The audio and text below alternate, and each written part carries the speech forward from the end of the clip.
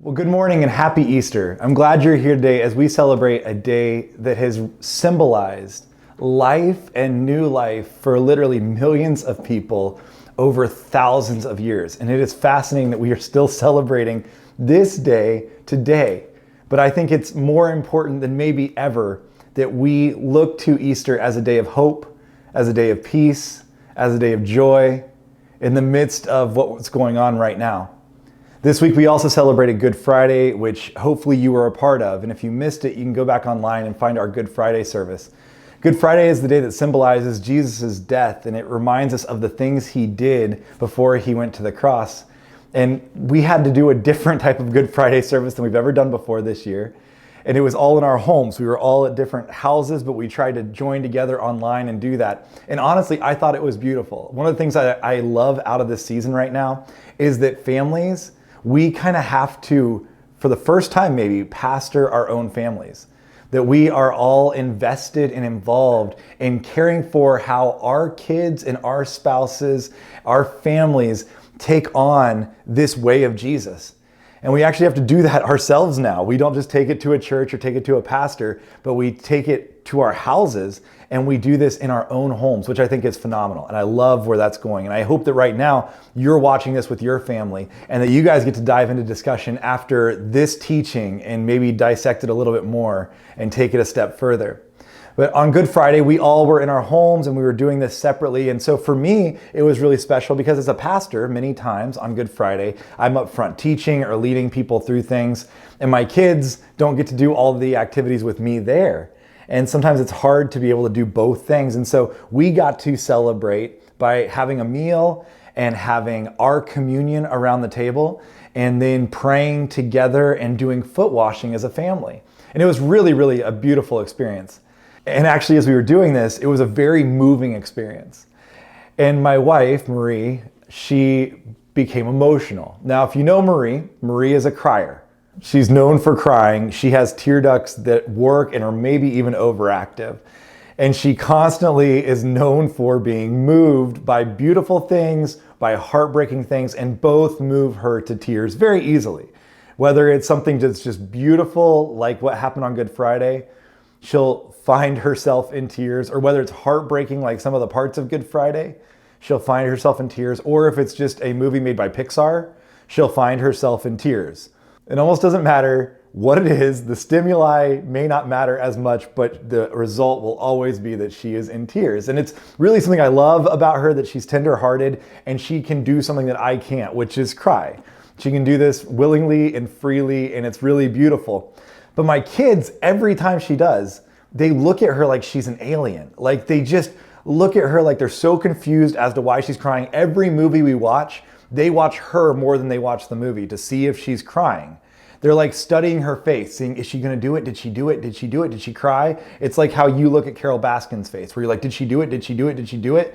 They're staring at her face, studying if she's going to do it, if she did do it. And then they always talk about, why is mommy crying? What's happening? And mommy always has to explain, and I have to explain for her, that beautiful things will make her cry. Heartbreaking things will make her cry.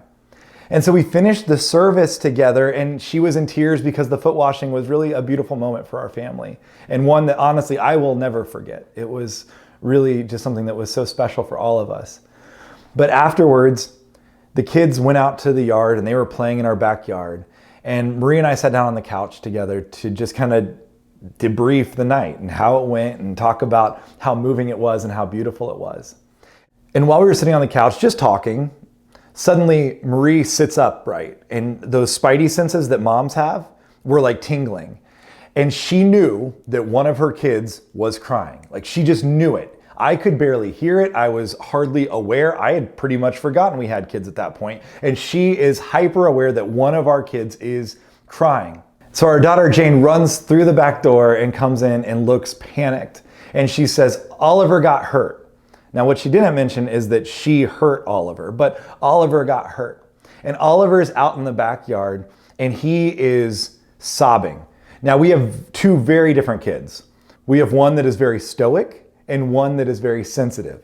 And Jane is very stoic. She usually is very calm and collected, and she's very put together. She doesn't let a lot of emotion show. Oliver, on the other hand, is the exact opposite, and he lets every emotion be worn on his sleeve. The kid has no poker face, whether he's excited or sad or mad or just happy again, which is very common. He constantly lets you know.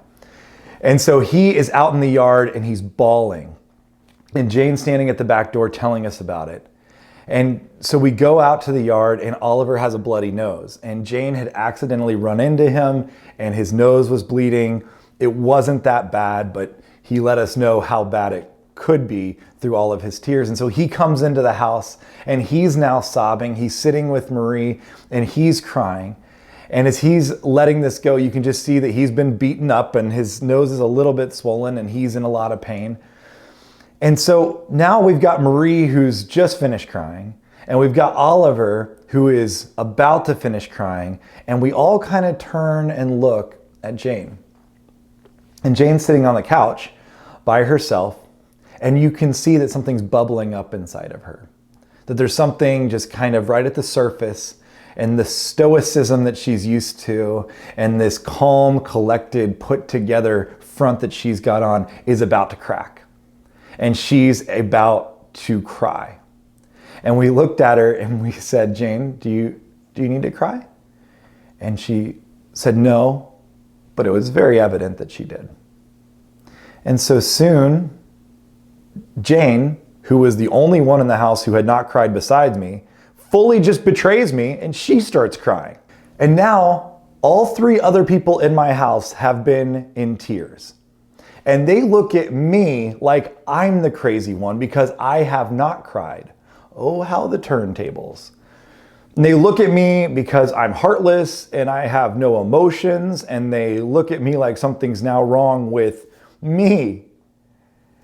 And guys, it's not that I don't want to cry. There are moments where I feel very emotional and I want to, and something in me, I don't know what it is. It's like my tear ducts are like the Sahara. Like I just can't do it. Something physically is broken within me where it is impossible for me to cry. I don't know why, and it's not that I don't want to. It's not that there's not beautiful moments, not there's heartbreaking moments, not there's not burdensome moments. For some reason, I just can't do it. I can't cry. And so they look at me like, why doesn't Daddy cry? Why isn't he crying? Why is he so heartless? Why doesn't he care about anybody? What's his problem? And honestly, it's going to take me years of therapy to figure that out. But Marie tries to explain to the kids, yes, Daddy has emotions. He just doesn't have working tear ducts. And then she tells the kids, no, nothing's wrong with you. It's just something's wrong with Daddy. Which felt good. And she's right. Because here's the thing, crying is natural. It's a natural response. When we are heartbroken, it's a natural response. When something's beautiful, it's a natural response. When we are burdened for others, it's a natural response. When we are beaten up, it's a natural response. You probably have shed tears because you've seen something beautiful, but it's also heartbreaking. You've probably shed tears because you've seen someone that's been beaten and hurting, but you are brokenhearted for them and you carry their burden. This is a natural response. The truth is, scientifically, we don't know why this happens. We are the only animals on Earth that actually emit eye water when we feel emotional. We're the only ones that do this, and the science behind it has no conclusive evidence as to what triggers inside of our bodies that moves it from an emotional state to a physical movement of eyes shedding water that makes us cry. And maybe we don't know why we cry scientifically, but we all know why we cry emotionally. We know the things that burden us. We know the things that break our hearts. We know the things that have beaten us up, and we know the things that are so beautiful that we can't keep it inside. And even if you're like me and you're like a person who does not cry, I guarantee you that right now in this season, you may not be crying through your eyes, but you're crying from your heart. Because right now we're in a time where there is a lot of beauty, but there's a lot of brokenheartedness. And there's a lot of feeling like we have been beaten. And there's a lot of feelings, of burden. And right now, I think all of us can relate to feeling as though we're crying. Crying is such a natural response. We do it all the time, right? Whether it's the day that you got engaged, the day that you got married, the day you got divorced, the day that you celebrated a milestone anniversary, the day that you found out you were pregnant, the day that you had your child, the day you lost a child, the momentous moments of life, the weddings you've been to, or maybe you can't hold it in, the funerals you've been to, where you can't keep it together, the holidays you spend with families, and you don't have to tell me why you cry at that. Maybe it's just episodes of This Is Us.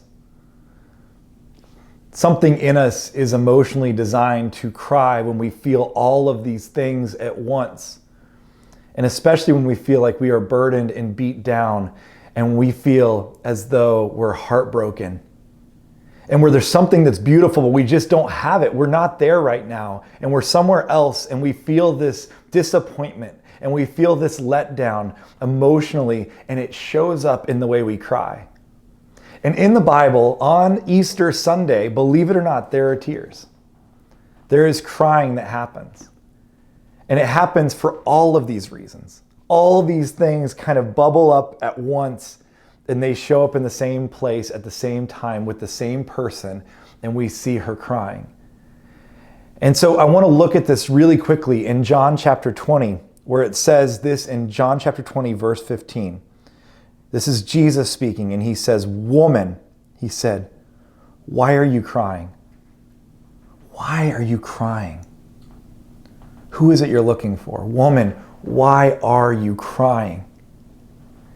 On Easter Sunday, why is she crying? On this day that for millions of people, for thousands of years, will bring hope and joy and peace, why are you crying? Today, where we are in the midst of what we're going through, why are we crying on Easter Sunday?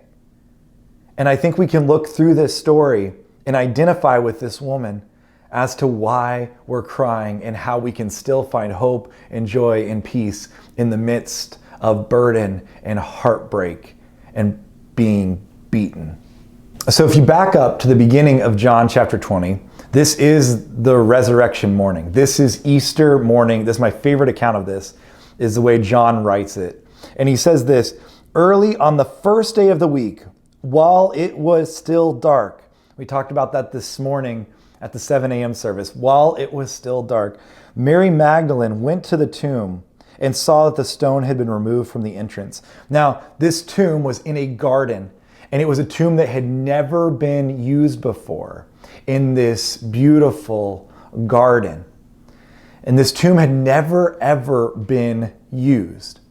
And Mary goes to it. Now, Mary is a follower of Jesus, and she has been following Jesus for quite some time now. When she first meets Jesus, many people believe she was a prostitute. We have really no proof of that. But she did have 7 different demons living inside of her when she met Jesus. And Jesus heals her from that, takes the demons away, and he promises her this new life. He says, if you follow me, you're going to have a new life, which is just what we all want, isn't it? I mean, I remember a couple of years ago, I was baptizing a lady in our church named Katie, who's a good friend of mine. And Katie came to us and said, I want to get baptized. And I sat down with her at a Starbucks one day. And I asked her some questions, which I do with anybody who's going to get baptized, just asking her about her life and tell me your story and tell me your background a little bit. And I'll never forget it because we're sitting in a Starbucks and there's lots of people around. This was back when you could go into restaurants and stuff. And as we were sitting there, she starts to cry. And you could tell all these things, all these emotions were in her at once, and they bubbled up to the surface, and she began to cry. And not just like the kind, like simple crying, it was like the ugly, snotty crying. And she's fully crying in a Starbucks, but she begins to tell me why she wants to be baptized. And I'll never forget her answer because it was one of the most beautiful things I've ever heard. And all she said is, I just want that new life that you're talking about. I just want that new life that you're talking about. Who of us doesn't want a new life? doesn't want to have to keep holding on to the heartbreak and the burden and the being beaten up that we've lived with for so long. Who of us doesn't want to let go of those things and be able to have a new life? And Mary's been promised this, but on this day, what we'll see is that she's afraid that it's all gone. And it says that she went to the tomb to see the stone had been removed from the entrance. So she came running. She doesn't even go into the tomb. She just leaves that tomb. And it says she came running to Simon Peter and the other disciple, the one Jesus loved. Now, John, who's writing this gospel, this account, this biography of Jesus, he calls himself the one Jesus loved. He apparently thinks very highly of himself. And he is the one. There's Simon Peter, who's like the other guy. And then there's him, who's the one Jesus loved. And so she comes running to Peter and to John to tell them that the tomb has been opened. And these are her words after that. They have taken the Lord out of the tomb, and we don't know where they have put him. You see, she's not saying that Jesus got up and left the tomb. She's saying they took the Lord out of the tomb. They've taken him away.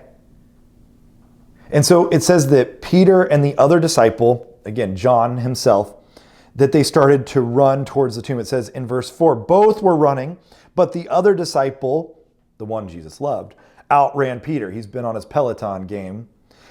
And he reached the tomb first, and he bent over and looked in at the strips of linen laying there, but did not go in. Then Simon Peter, who was behind him, because he's not as fast, arrived and went into the tomb. He saw the strips of linen lying there, as well as the burial cloth that has been around Jesus' head. The cloth was folded up by itself, separate from the linen. Finally, the other disciple, the one Jesus loved, who had reached the tomb first, never forget how fast he is, also went inside. And then he saw and believed. They still did not understand from Scripture that Jesus had to rise from the dead. They still didn't get it. So they've been inside and they see this thing, but while they're in the tomb, it says that Mary wasn't. Well, they've gone in to see. Mary's still outside. And Mary's still in this devastated place where she hasn't fully understood this hope, this joy, this peace that's come to fruition. She's still living in the place of burden and brokenheartedness and being beaten up and knowing there's so much beauty, but that she'll never see it come to fruition. She's not there yet. And for many of us, I would say we're just outside the tomb. We're not in there fully realizing what Jesus has done. We're just outside of it.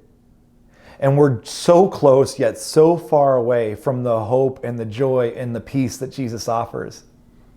But we just won't go into the tomb.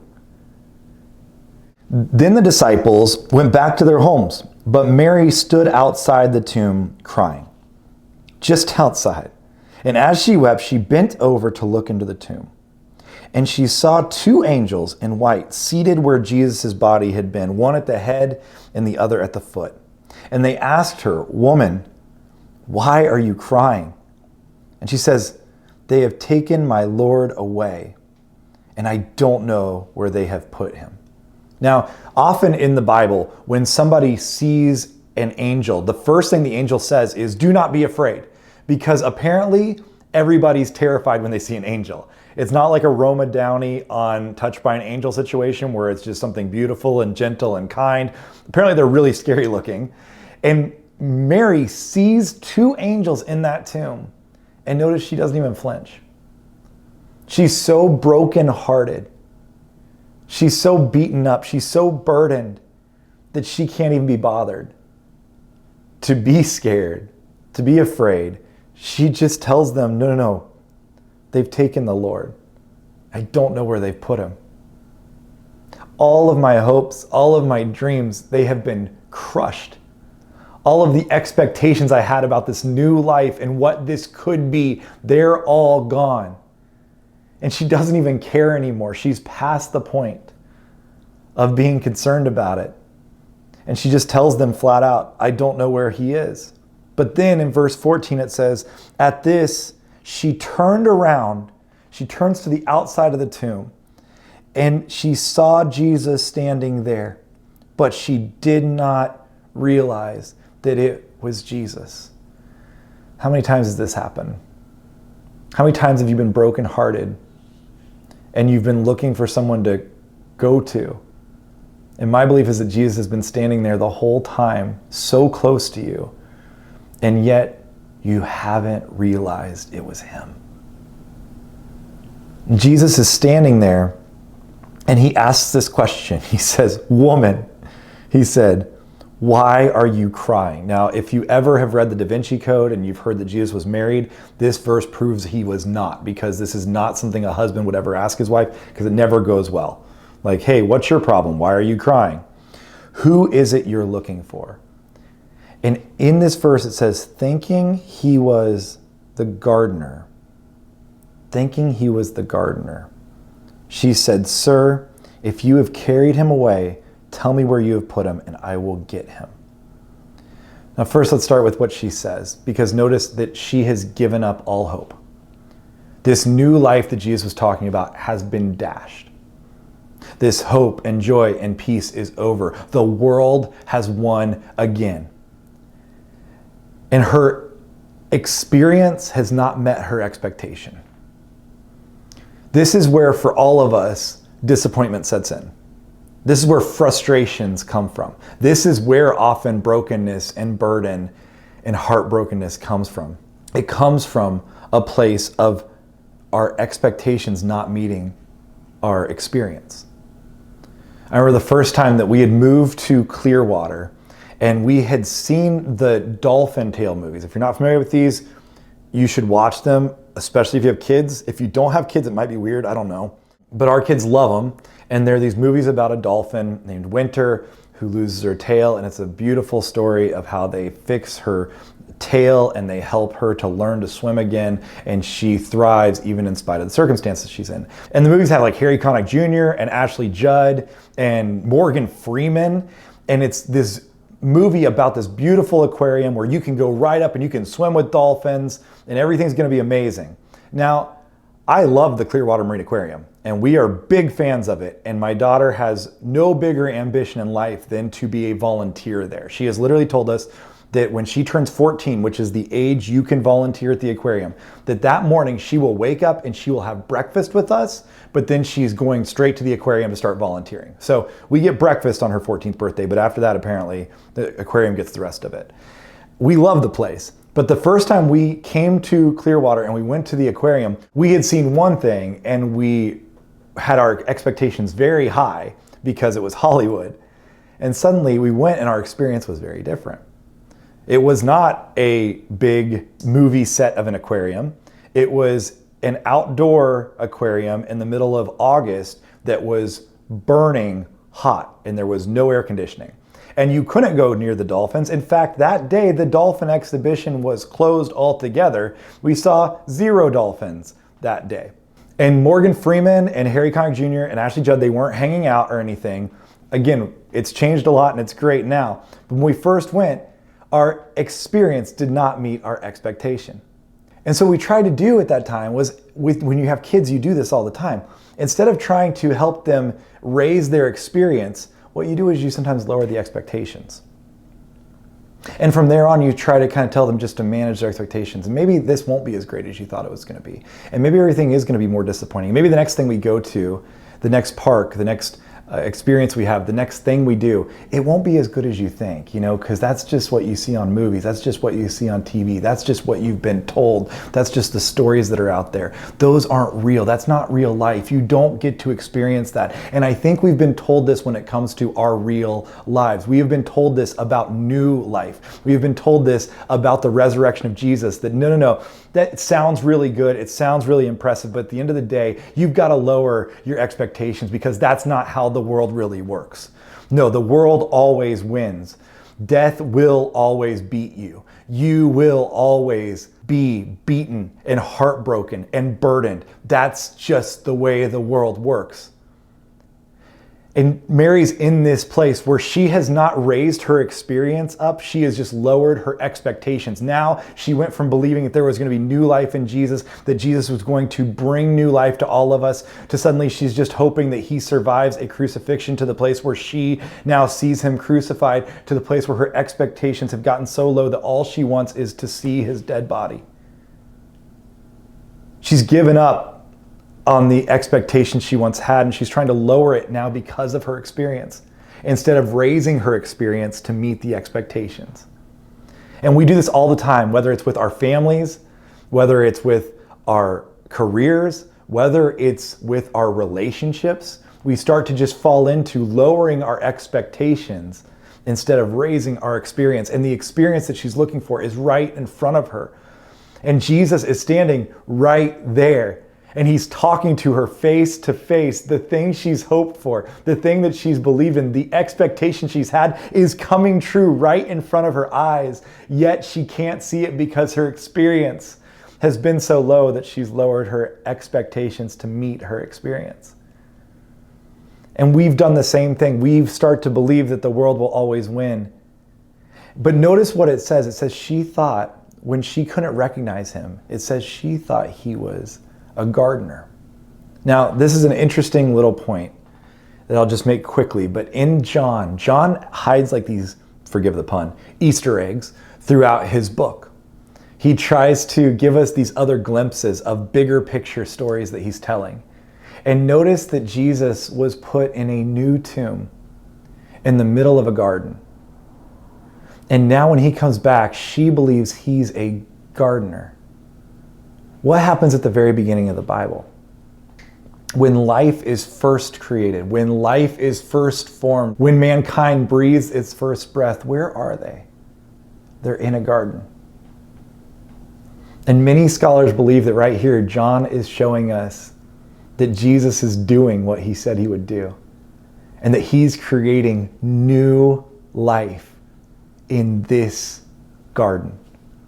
That they're standing in a garden, and if she could just see it, she would realize that this is the new life that he has promised. It's here, it's now, and for each one of us, it's right in front of us if we will just take it. And so she thinks he's a gardener.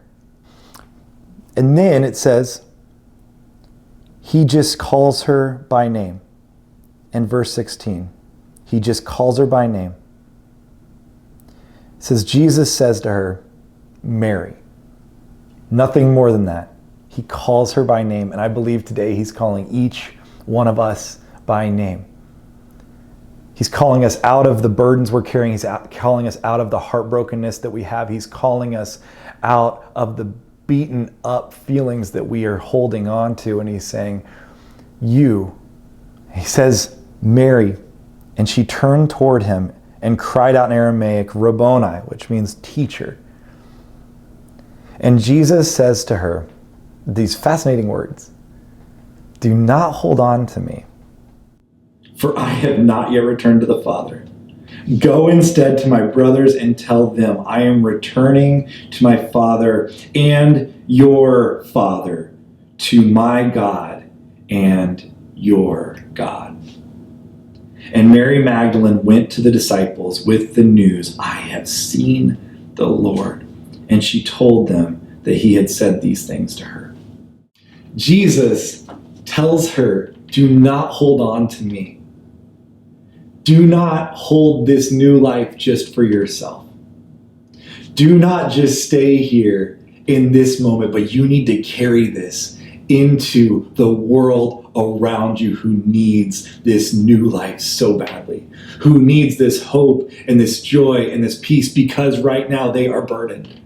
And because right now they are brokenhearted, right now they are feeling beaten up. They need to see that those tears that you have wept can be redeemed. They need to see that your expectations can be exceeded.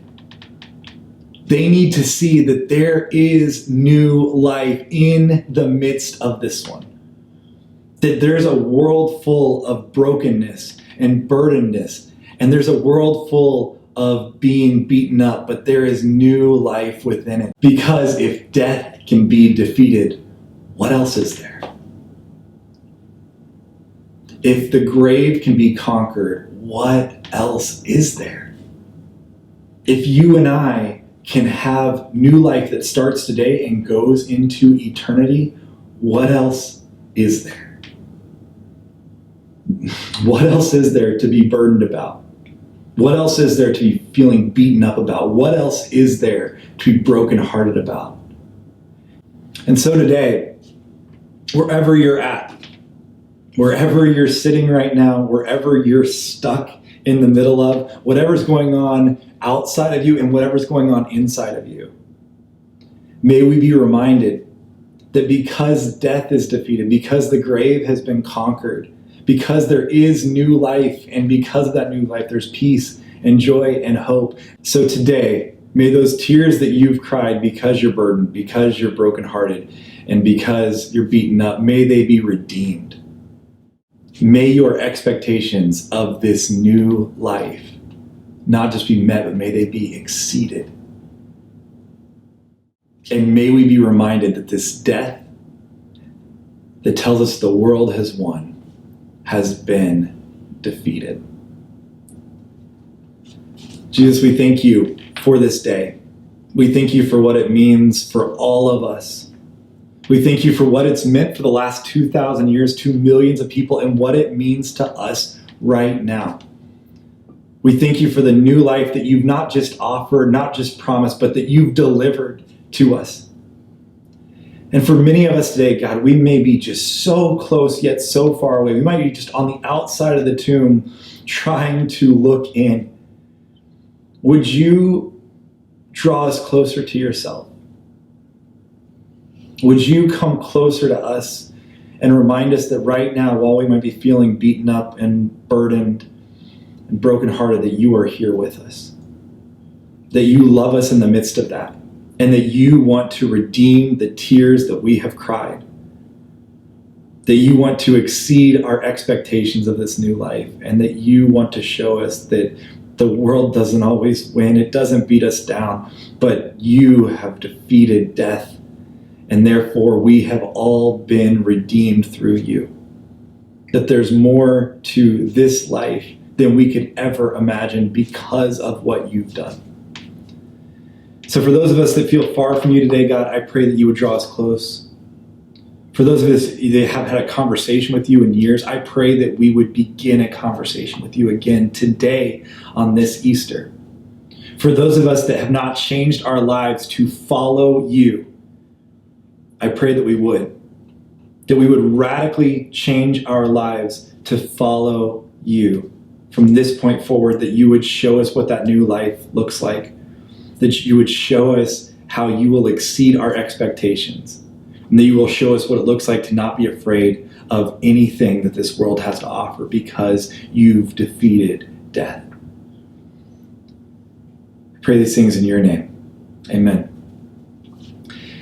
If you want to follow Jesus for the first time, if you're a person who's in that boat where you're like, I want to do this, I want to try this, I want to learn more about following Jesus, would you just click the link below? And we will be sure to send you what we call a yes packet. And it's just a little box that has a New Testament for you to read through. It has a reading plan for you, a letter from us, a few things that would encourage you on your path as you begin this journey with Jesus. This is a great day to start. This is an important time for you to mark out and say, this is how my life is going to change from this moment forward. And so if you would be so kind, just click the link below, fill out your info, and we will send that to you. We're not going to spam you, not going to do anything more than that. We just want you to have that so that you can begin your journey with Jesus. Thanks for joining us today for this Easter Sunday. Have a great Sunday celebrating. And I will see you next week as we begin a brand new series called Take Heart.